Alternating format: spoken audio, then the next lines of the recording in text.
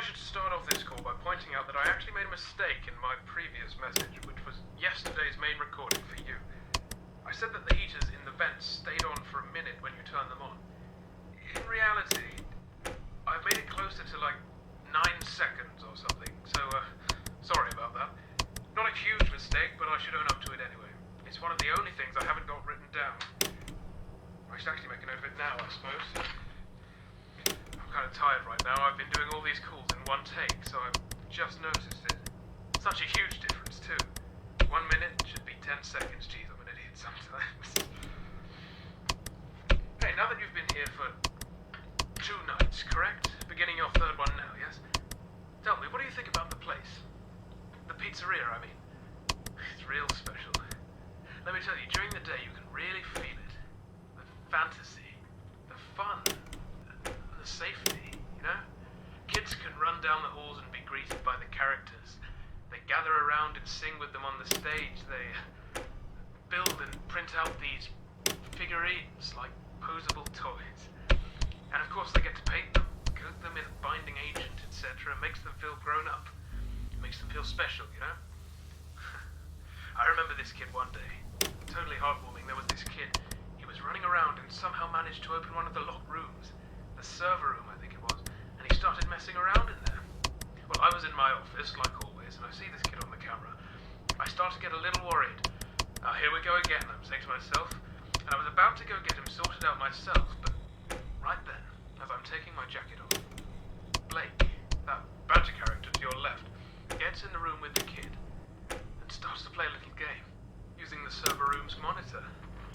Have you know the game Simon Says? Well, it was like that. He just turned it. Hold on now. I'll sort the rest out later. I'll leave this message here. The options should be up for you now. Sorry about this. Oh, you don't know what's that game is? That's alright, no matter.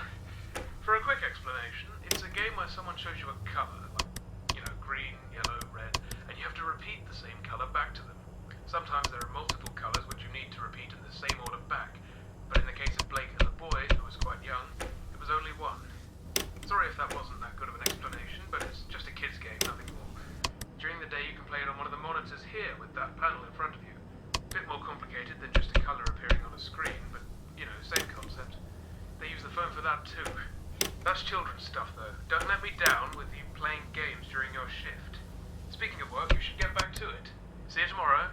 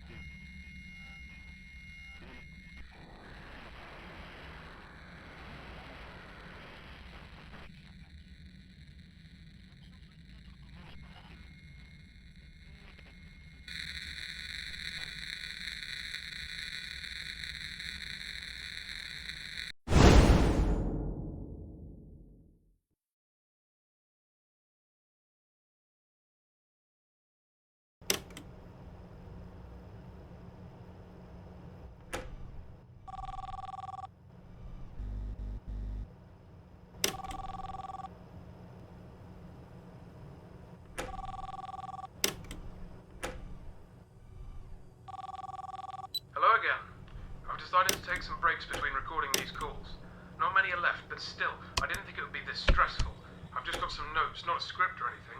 I feel like I might be talking too much about things that are obvious for you, so I'm just going to wing this one. I think at this point you must be pretty confident with your job now, if you can even call it that. I think now might be a good time for you to know a little more about me. I have a feeling that you might be curious. Am I wrong? Right then. I was born in November 1968 in Texas, lived a fine life up until my teens, had no real problems with my family, but we weren't exactly rich. My father was an architect at the time, and my mother stayed home with my brother and I. Until the 80s, we lived in a flat, or I suppose it would have been called an apartment over there. It was pretty decent, I think, but honestly, I can't remember much. I had an accident in my teens, stuff I really don't want to talk about. Please don't ask. Might explain in a later call or something if there is time. Anyway, fortunately I survived the injury, believe it or not. It was all down to a very generous donor of blood.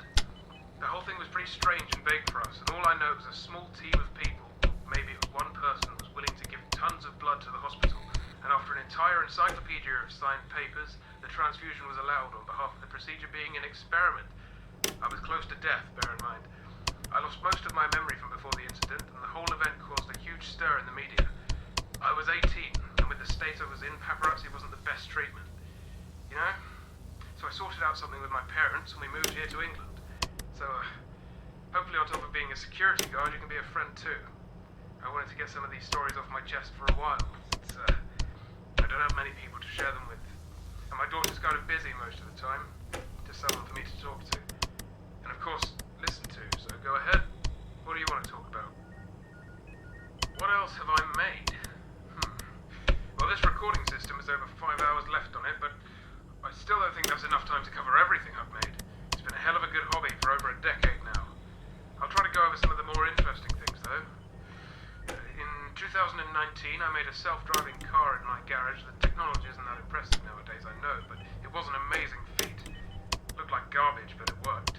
Since then, it's been modified to be road safe, and now my daughter uses it. Back in the late 90s, I made a few electric guitars, sold them to a secondary school, and in 2016, I made a video game with Bonnie's help. Oh, Bonnie's the name of my daughter, not sure if I mentioned that. Oh yeah, and of course I made the 3D printers recently, which helped me print smaller plastic parts for projects and toys and whatnot. That's really it. Don't think I should mention anything else right now. Hope that clears it up. I've been a real busy guy, love creating things. See you on your 5th night.